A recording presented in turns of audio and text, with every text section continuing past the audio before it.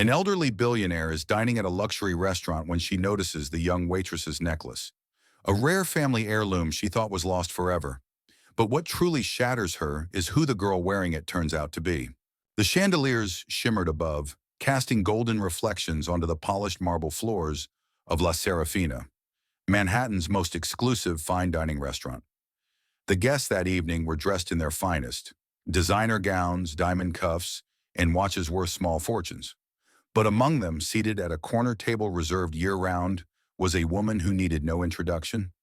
Eleanor Whitmore, 82 years old, worth over $14 billion, and tonight she dined alone. The waitstaff knew the drill. Keep it quiet, professional, and flawless. No sudden movements, no unnecessary chatter. Eleanor didn't like to be bothered. She was always polite but distant, her silver hair swept into a perfect updo, her posture straight like a queen. Her presence could silence an entire room. But tonight, Eleanor wasn't focused on the menu or the wine. Her mind was elsewhere, on memories that refused to fade, birthdays she missed, a daughter she hadn't spoken to in over 3 decades, a pain buried under diamonds and silence. "Good evening, ma'am. I'll be your server tonight." The voice broke through Eleanor's thoughts like a bell in fog. She looked up and saw her waitress, a young woman in her 20s, dressed in the restaurant's standard black vest and white shirt. Her dark hair was neatly tied back, and she wore no makeup, but her presence was striking. Then Eleanor saw it, the necklace. It peeked out from under the waitress's collar, a golden medallion on a thin chain. Eleanor's breath caught in her throat. Her wineglass trembled slightly in her hand. No, it couldn't be. The medallion wasn't flashy, but it had an unmistakable emblem. 2 lions curved into a circle around a letter W. Whitmore, their family crest. Eleanor blinked hard. Her chest tightened. "Excuse me, that necklace you're wearing." The waitress hesitated. "Oh, this? It belonged to my mom.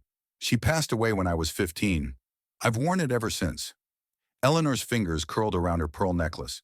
May I see it up close?" The young woman looked confused but leaned in politely.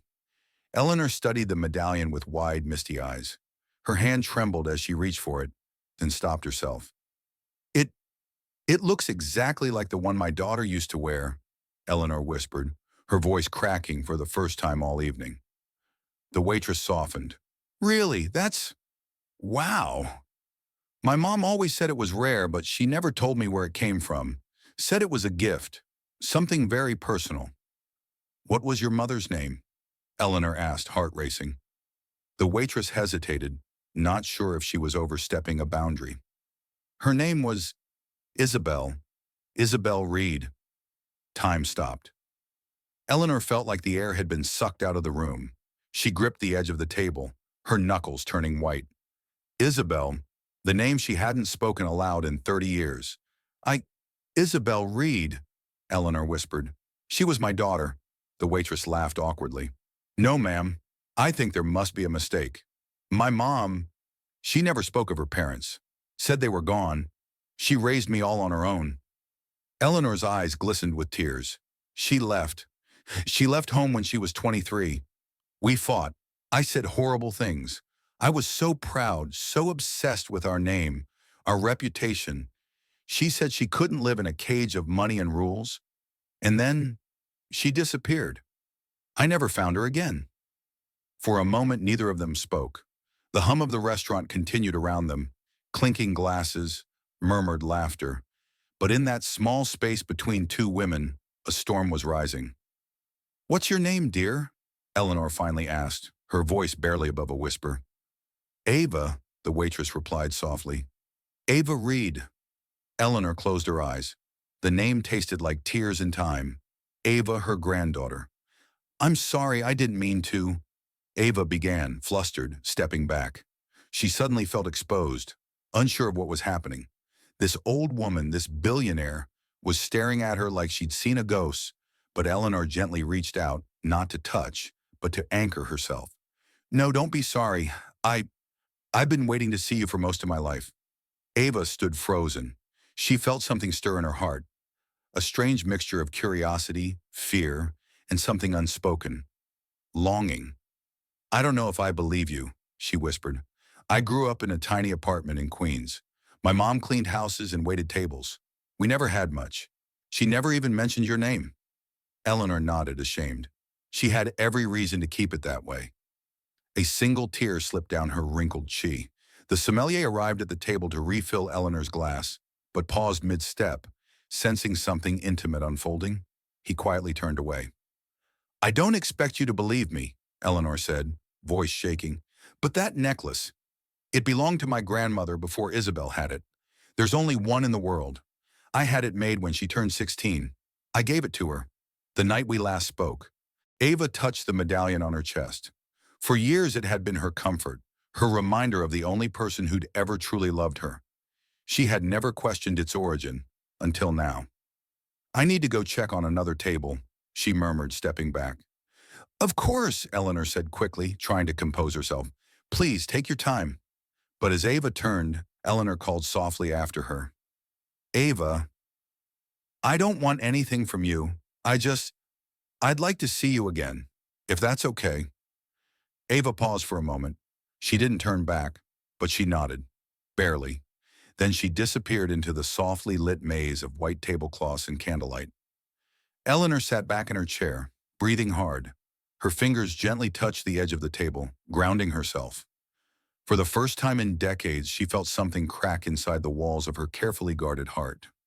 Hope. Eleanor Whitmore hadn't felt this shaken in decades. Back at her penthouse, the image of that necklace haunted her. She pulled open a velvet-lined drawer and retrieved a faded photo, her daughter Isabel, smiling in the sun, wearing that very necklace. Eleanor had given it to her as a graduation gift. It was custom-made, one of a kind. Her hands trembled as she remembered their last conversation. Heated, final. Isabel had told her she was pregnant, that she was leaving to live her own life. Eleanor had tried to stop her, furious about the shame, the scandal. She hadn't seen her daughter since. But now, a waitress named Ava wore that necklace, and she had Isabel's eyes. That evening, Eleanor returned to La Serafina. The maitre d' blinked in surprise. "I need to speak to Ava," she said firmly. "The girl who served me last night." "She's not on shift until 6, he replied. "Give her this." Eleanor scribbled her number on a card. "Tell her it's personal." Later that night, her phone rang. "Hello." "It's Ava," came a hesitant voice. "Thank you for calling," Eleanor said softly. "Would you meet me? Just for coffee." After a pause, Ava agreed. They met the next afternoon. Eleanor arrived first, dressed simply for once. When Ava walked in, Eleanor saw it again. Those stormy eyes, the necklace swaying with each step. They sat. "You asked to see me about this?" Ava touched the medallion. "Yes," Eleanor said gently. "I gave that necklace to my daughter, Isabel." Ava's expression faltered. "That was my mom's name." Eleanor's eyes welled up. "She left years ago. We fought, and I never saw her again." "She never talked about you," Ava said quietly. "Just that she didn't have parents anymore. She was angry with me. Rightfully so." Ava's gaze dropped. "She died 2 years ago. Cancer." A silence fell between them. "I think you're my granddaughter," Eleanor said softly. Ava looked shaken. "I don't know what to say." "You don't have to say anything," Eleanor replied. "I just wanted to know you, to say sorry, and maybe, if you'll let me, learn who my daughter became through you." Ava stood slowly. "I need time." "I understand," Eleanor whispered. "Take all the time you need." As Ava walked away, the necklace glinting under the cafe lights, Eleanor felt something break and begin to heal. Ava couldn't sleep that night. She sat by her tiny apartment window, staring out at the city lights. Eleanor's words played on repeat in her mind. "I think you're my granddaughter." It sounded impossible. Yet deep down, something about the woman felt familiar, not in face, in energy. She remembered the few stories her mother did share, of silver spoons and summer homes, a life of ballroom dresses and quiet dinners. And then, the silence. Isabel never spoke of her mother again, just that she chose a different kind of life, one of heart, not wealth. Ava opened the old wooden box that held her mother's keepsakes. Tucked beneath letters and photographs was a crumpled receipt from a boutique jeweler. Whitmore and Sons. Her breath caught. That was the name on the necklace. It was real. The next day, Ava returned to La Serafina for her shift. She tried to focus, but her hands trembled as she poured wine, her mind miles away. Mid-evening, a man in a crisp navy suit approached her station. "Miss Ava?" "Yes." He handed her a sleek envelope. "From Mrs. Whitmore." Inside was a note in graceful cursive. "I hope you'll consider visiting me. No expectations, just a chance to talk. The address is below." Eleanor, Ava tucked the card into her apron, unsure whether to laugh or cry. 3 days passed before she found herself outside Eleanor's estate. She stood frozen before the iron gate, heart pounding. A security guard buzzed her in. Eleanor met her at the door, not in diamonds but in a cozy cardigan and flats. Her silver hair was down. She looked softer. "I wasn't sure you'd come," Eleanor said. "I wasn't sure either," Ava replied. Inside, the house was elegant but not cold. Warm light, family portraits. One large photo near the fireplace stopped Ava in her tracks. Her mother, age 18, arms wide in a summer field. "She was so alive," Eleanor said from behind. "She always was," Ava whispered. Eleanor invited her to sit. Tea was already set. A plate of shortbread cookies Ava remembered from her childhood. "I want to know everything," Eleanor said gently. "About her. About you." So Ava talked. About Isabel's sacrifices, her laughter, her paintings, how she worked nights and still found time to teach Ava to ride a bike, how she cried quietly when Ava got her college acceptance. Eleanor listened, her hands clasped in her lap, tears falling freely. "I lost my daughter," she whispered, "but maybe I still have a piece of her left." Ava didn't respond, but her expression softened. As she stood to leave, Eleanor placed something in her hand. It was a photo of Isabel as a child, clutching the same necklace now around Ava's neck. "Come back whenever you're ready," Eleanor said. Ava nodded slowly. "I just might."